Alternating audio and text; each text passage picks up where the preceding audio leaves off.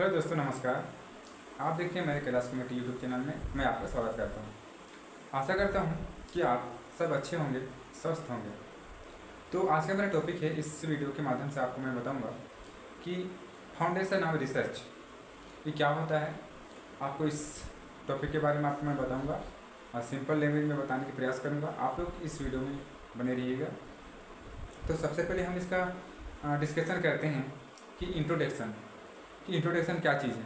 तो आप लोग को क्या समझ आता है कि रिसर्च क्या होता है। रिसर्च वर्ड से आपको क्या समझ आता है कि री और रिसर्च। री का अर्थ होता है कि बार बार, मतलब किसी चीज़ को आप लोग डिफाइन कर रहे हो या फिर किसी चीज़ को खोज रहे हो तो उसको यदि एक बार नहीं मिल रहा है तो सेकंड बार करते हो, सेकंड बार नहीं मिलता है तो थर्ड बार करते हैं। वो क्या होता है, बार बार, मतलब री।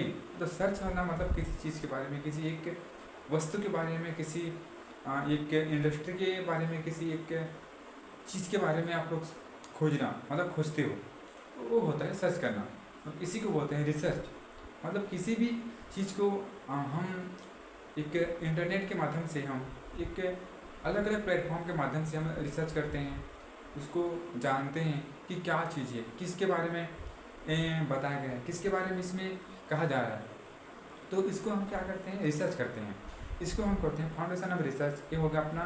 तो सिंपल लैंग्वेज में बोला जाए तो हम किसी वस्तु को, हम किसी एक पर्टिकुलर चीज़ को हम बार बार खोजना या फिर उसको देखना, तो इसको कहते हैं रिसर्च।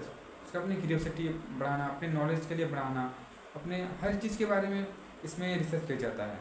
हम किसी एक एग्जाम्पल के तौर पर देखा जाए तो हम एक चौक लेते हैं, है ना। हमको चौक तो हमको दिख रहा है, लेकिन हमको इसके बारे में कुछ पता नहीं कि इसका जो शेप है कैसे बनता है, किसके बनता है, किस चीज़ के बारे में, मतलब किस चीज़ का बना होता है ना। इसको हम क्या करेंगे, हम रिसर्च करेंगे, उसको देखेंगे कौन सा प्रोडक्ट इसमें यूज हुआ है, कौन सा पाउडर इसमें यूज हुआ है, हम उसको डिफाइन करेंगे। ये होता है रिसर्च, ठीक है। अब देखते हैं इसके बारे में, हम देखते हैं डेफिनेशन। तो डेफिनेशन यही है कि उसमें आपको देखने को मिलेगा कि जो रिसर्च मेथोडोलॉजी है ना, तो डेफिनेशन में है कि हम जो रिसर्च मेथड है, ये मेथड किसी भी एक पर्टिकुलर चीज़ या फिर एक रिसर्च को हम एक इंडस्ट्री या फिर एक बोलना चाहिए ऑर्गेनाइज कराते हैं, तो उसमें किसी भी एक चीज़ को हम देखते हैं कि इसमें किस चीज़ के बारे में ज़्यादा इम्प्रूव, या फिर किस चीज़ के बारे में, किस सामान के बारे में इसमें ज़्यादा जिक्र किया गया है, उसको हम देखते हैं, उसको खोजते हैं, उसको पहचानते हैं। ये होता है डेफिनेशन।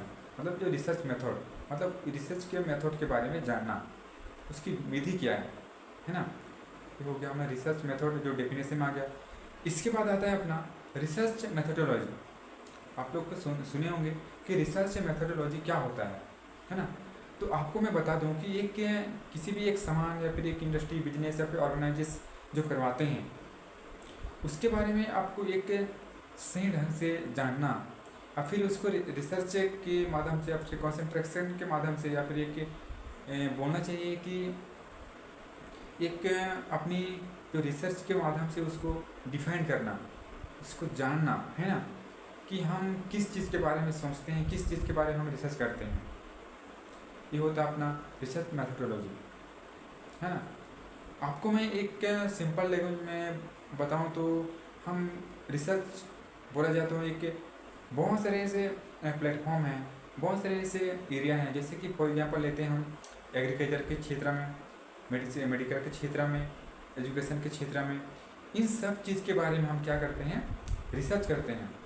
तो हम क्रॉप के बारे में, फसल के बारे में क्या करेंगे, किसी भी एक न्यू तकनीक के बारे में खोजेंगे कि इसमें डिसीज़ जो लगे हैं क्यों लगे हैं, तो कौन सा डिसीज़ है, इसमें कौन सा केमिकल, हमको कौन सा प्रोडक्ट यूज करना चाहिए, इसके बारे में रिसर्च करेंगे। और एजुकेशन की चीज़ में, मतलब फील्ड में बोला जाए तो हम उसको सर्च करेंगे कि हमारा जो एजुकेशन, हमारा जो इस इंडिया में किस तरह से इम्प्रूव हो रहा है, किस तरह से वर्क कार्य कर रहा है, इसके बारे में हम रिसर्च करेंगे। मेडिकल में बहुत सारे ऐसे मेडिसिन के बारे में हम सर्च करेंगे कि ऐसे बहुत सारे ऐसे वैक्सीन के बारे में सर्च करेंगे। देखा जाए अभी तो हम अभी आया था बीच में बहुत ही एक खतरनाक जो वायरस है कोविड-19, जिसको वायरस कहते हैं, जिसको हम कोविड-19 के नाम से जानते हैं ना। उसमें क्या किए कि बहुत ऐसे रिसर्च किए, बहुत ऐसे साइंटिस्ट लोगों ने एक ऑर्गेनाइज कराए और उसको देखे और उसको सर्च किए कि इसका वैक्सीन किन चीज़ों से बनता है, कहाँ से बनता है, कैसे बनेगा, इसके बारे में रिसर्च किए।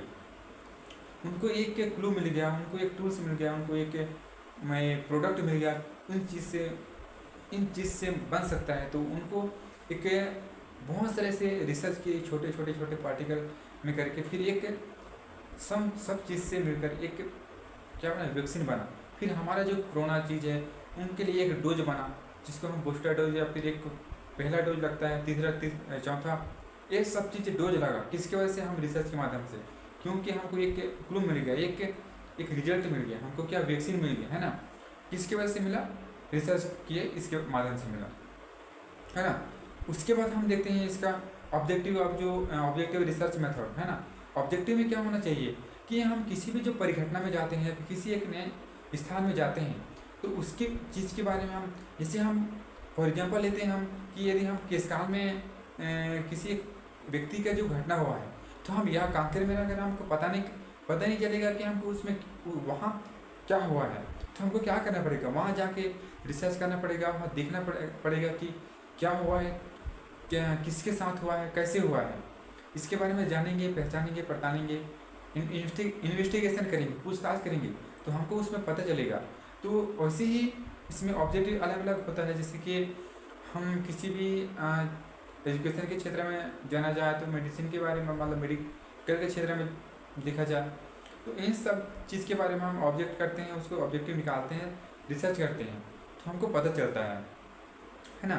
उसके बाद हम आते हैं एक रिसर्च अप्रोचेस, है ना। रिसर्च अप्रोचेस में क्या होता है कि हम किसी भी एक अप्रोचेस के दृष्टिकोण से देखते हैं, किसी भी एक वस्तु का सामान इंडस्ट्री, बिजनेस या ऑर्गेनाइजेशन करवाते हैं, तो हम अप्रोचेस के माध्यम से में किसी भी चीज़ को हम रिसर्च कर सकते हैं, उसको आसानी से हम देख सकते हैं, है ना। उसको देख सकते हैं और डिफाइन कर सकते हैं, और लोगों को हम बता सकते हैं कि इसका जो साइड इफेक्ट क्या है, इसका नेगेटिविटी क्या है, इसका पॉजिटिविटी क्या चीज़ है, इसके बारे में हम बताते हैं, है ना। अप्रोचेस का मतलब क्या होता है? दृष्टिकोण होता है ना। हम किस दृष्टिकोण से देखते हैं, किन चीज़ों से समझते हैं, ये होता है अपना research of methodology, research of approaches, है ना। उसके बाद हम देखते हैं टाइप्स ऑफ रिसर्च।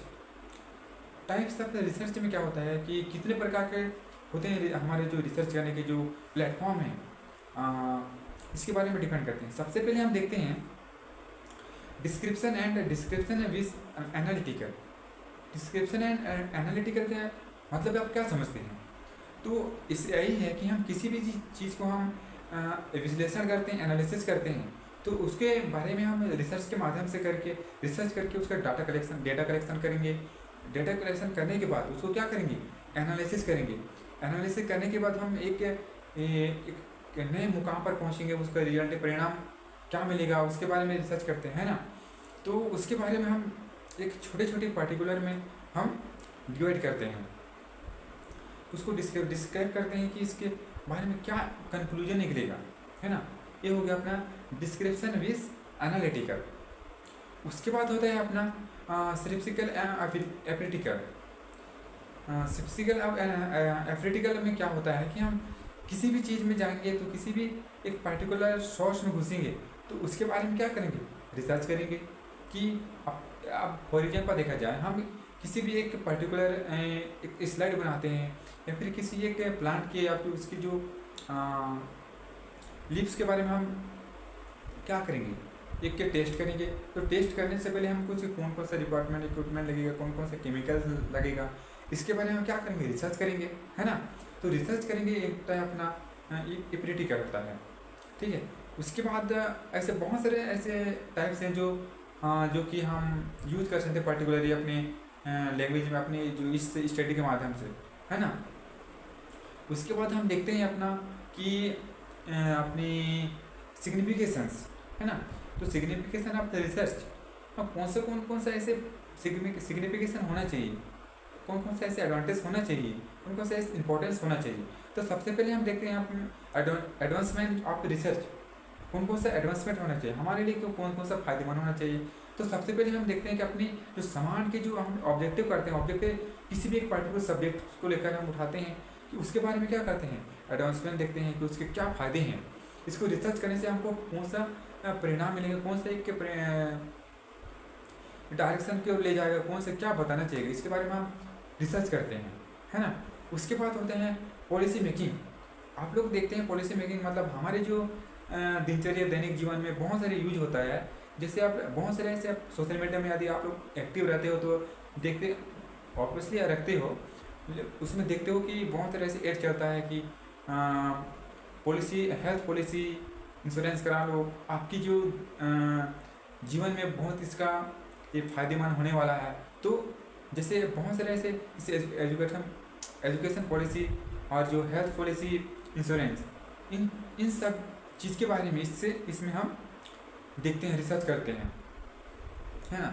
उसके बारे में प्रोडक्ट के बारे में हम देखते हैं कि कौन सा प्रोडक्ट यूज करेगा, कौन सा प्रोडक्ट इसमें यूज होना चाहिए, इसके बारे में हम इस रिसर्च के माध्यम से डिपेंड करते हैं, है ना।